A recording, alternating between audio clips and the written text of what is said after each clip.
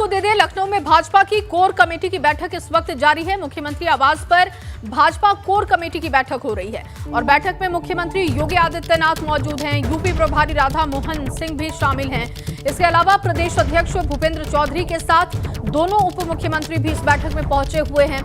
Party की राष्ट्रीय महामंत्री डी पुरंदेश्वरी भी कोर कमेटी की बैठक में पहुंची हैं और कोर कमेटी की बैठक में कई मुद्दों पर चर्चा की जा रही है।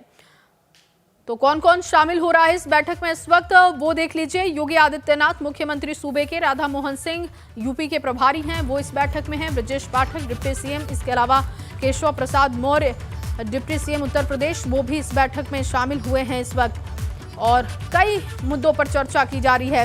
लेकिन इस वक्त ताजा अपडेट क्या है बताने के लिए अनुभव शुक्ला मेरे सहयोगी जुड़ चुके हैं। अनुभव, क्या अपडेट है बैठक को लेकर?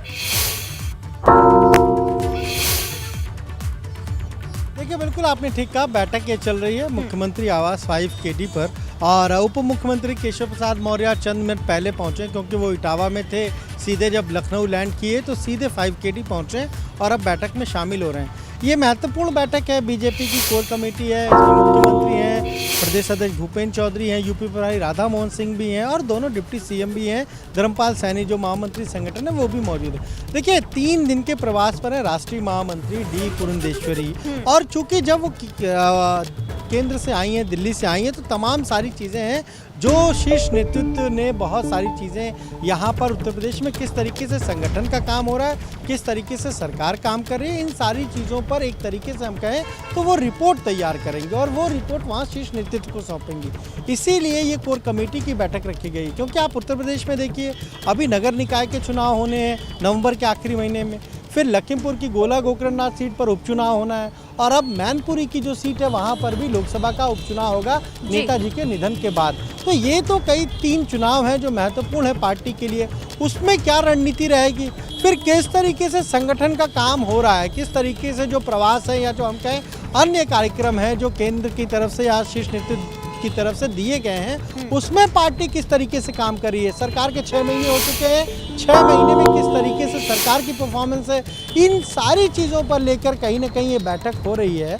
और चूंकि बीजेपी में अगर हम कहें सिस्टम है कि जो राष्ट्रीय महामंत्री होते हैं वो अलग अलग चक्रानुक्रम में, वो अगर हम एक साइकिल होता है और वो जाते रहते हैं, अलग अलग प्रदेशों के प्रवास पर जाते हैं। तो इसीलिए 3 दिनों के प्रवास पर डी पुरंदेश्वरी जो है वो जब लखनऊ पहुंची हैं तो पहले उन्होंने 2 महत्वपूर्ण बैठकें की, यानी पार्टी के जो प्रदेश पदाधिकारी हैं, महामंत्री हैं, उपाध्यक्ष हैं, जो क्षेत्रीय अध्यक्ष हैं, उनके साथ बैठक की, फिर उसके बाद मीडिया टीम के साथ बैठक की, फिर प्रबुद्ध जन सम्मेलन में गई और उसके बाद सीधे वहाँ पर प्रदेश अध्यक्ष भूपेंद्र चौधरी भी थे, धर्मपाल सैनी भी थे और वो तीनों लोग एक साथ यही मुख्यमंत्री आवास पर पहुँचे हैं और अब ये कोर कमेटी की बैठक हो रही है। आप ये मानकर चलिए 2024 का जो लोकसभा चुनाव है उसके लिहाज से भी ये काफ़ी महत्वपूर्ण बैठक है और आगामी जो नगर निकाय के चुनाव है वो तो हमने बताया ही, क्योंकि बिल्कुल। और जैसे आपने बायपोल्स के बारे में भी जानकारी दी, तो बायपोल्स है नगर निकाय का चुनाव और उसके बाद 2024 का चुनाव, हर मायने से इस वक्त जो बैठक हो रही है वो काफ़ी अहम है। आप नजर बना के रखिएगा अनुभव, आगे भी आपसे अपडेट लेंगे। फिलहाल के लिए आपका बहुत शुक्रिया तमाम जानकारी के लिए। आगे बढ़ते हैं, बड़ी खबर एक और आपको दे दें। 19 अक्टूबर को सीएम योगी अयोध्या पहुंचने वाले हैं। जी हाँ, दीपोत्सव की तैयारियों को लेकर जायजा लेंगे किस तरीके की वहां पर तैयारियां हैं। 19 अक्टूबर को दोपहर 12 बजे अयोध्या पहुंचेंगे सीएम, इस बात की जानकारी मिल रही है। जिला प्रशासन सीएम के दौरे की तैयारियों में जुटा है। तो इस बार का दीपोत्सव पिछली बार से भी भव्य होगा और इसी वजह से जिला प्रशासन की तरफ से अब सीएम के दौरे की तैयारियां शुरू हो चुकी हैं, क्योंकि माना जा रहा है कि लगातार इससे पहले भी जब सीएम पहुंचे थे तो उन्होंने बैठक की थी और एक बार फिर से सीएम का दौरा प्रस्तावित बताया जा रहा है। ऋषि मेरे सहयोगी जुड़ चुके हैं फोन लाइन पर। ऋषि, सीएम पहुंच सकते हैं 19 अक्टूबर को, क्या बताया जा रहा है? जी बिल्कुल, बता दें कि इस बार का जो दीपोत्सव होगा उसको भव्य बनाने के लिए मुख्यमंत्री योगी आदित्यनाथ ने पहले से ही तैयारियां की थी। यही वजह थी कि इस महीने में तीसरी बार अयोध्या आ रहे हैं और इस बार के दीपोत्सव को भव्य बनाने के लिए एक बार फिर वो अधिकारियों के साथ बैठक करेंगे, क्योंकि इस बार 17 लाख दीपक जलाए जाएंगे।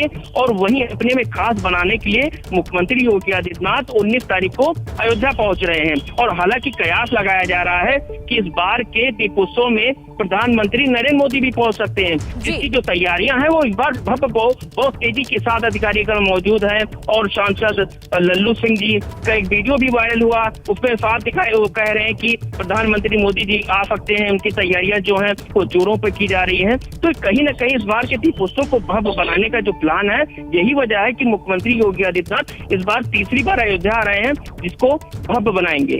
जी, और ऋषि, क्योंकि इससे पहले भी जब सीएम वहां पर पहुंचे थे तो अधिकारियों के साथ मंथन हुआ था, तो ये तैयारियां कितनी बड़ी इस वक्त आपको दिखाई दे रही हैं, क्योंकि दीपोत्सव का समय बहुत नजदीक है, तो किस तरीके से अधिकारी वहां पर लगे हुए हैं और जो 19 तारीख को बैठक होने वाली है वो कितनी अहम होगी इस मायने में? अगर हम 19 तारीख की बैठक की बात करें तो 19 तारीख की जो बैठक होगी बहुत अहम होगी, क्योंकि इस बार जो दीपोत्सव है 23 अक्टूबर को दीपोत्सव मनाया जाएगा और पीएम के आगमन को भी तैयारियां हो सकती हैं। यही वजह है कि मुख्यमंत्री योगी आदित्यनाथ 19 तारीख को अहम बैठक करेंगे, अधिकारियों को निर्देशित करेंगे कि इस बार के दीपोत्सव को भव्य बनाएं। और भगवान रामलला का मंदिर बन रहा है, यही वजह है कि इस बार श्रद्धालुओं की संख्या ज्यादा होगी। बिल्कुल, और जैसा कि एक बड़ी जानकारी आप दे रहे हैं ऋषि, बड़ा अपडेट आप ये दे रहे हैं कि प्रधानमंत्री भी पहुंच सकते हैं। हालांकि इसकी आधिकारिक पुष्टि नहीं है, लेकिन सूत्रों के हवाले से जो जानकारी आप दे रहे हैं कि पीएम भी पहुंच सकते हैं और हो सकता है कि इसी वजह से सीएम वहां पर पहुंच रहे हैं। बहुत शुक्रिया तमाम जानकारी के लिए ऋषि।